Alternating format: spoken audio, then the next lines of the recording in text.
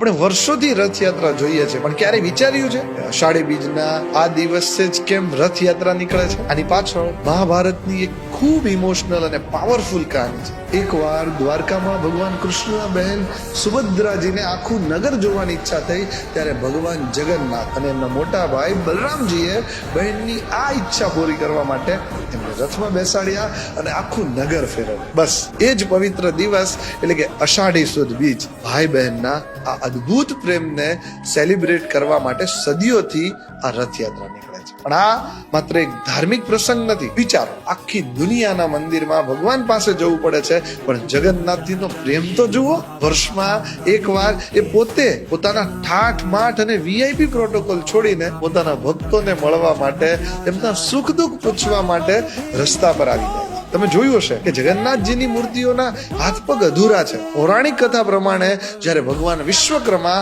આ મૂર્તિ બનાવી રહ્યા હતા, ત્યારે એક શરત હતી કે કામ ન પૂરું થાય ને ત્યાં સુધી કોઈએ રૂમનો દરવાજો ખોલવાનો નહીં. પણ રાજાથી ન રહેવાયું, એમણે દરવાજો ખોલી દીધો. ભગવાન વિશ્વકર્મા ત્યાંથી ગાયબ થઈ જાય છે અને ભગવાન શ્રી કૃષ્ણ કહે છે કે હું આ જ સ્વરૂપે મારા ભક્તોને દર્શન આપીશ. કારણ કે પ્રેમ માટે હાથ પગની જરૂર નથી, બસ શુદ્ધ હૃદયની જરૂર છે. મંદિરમાં લાઈન લગાવીને તો આખી દુનિયા દર્શન કરે છે, પણ જે ભગવાન પોતાના ભક્તોને પ્રેમ કરવા માટે પોતે રસ્તા ઉપર ઉતરીને આવી જાય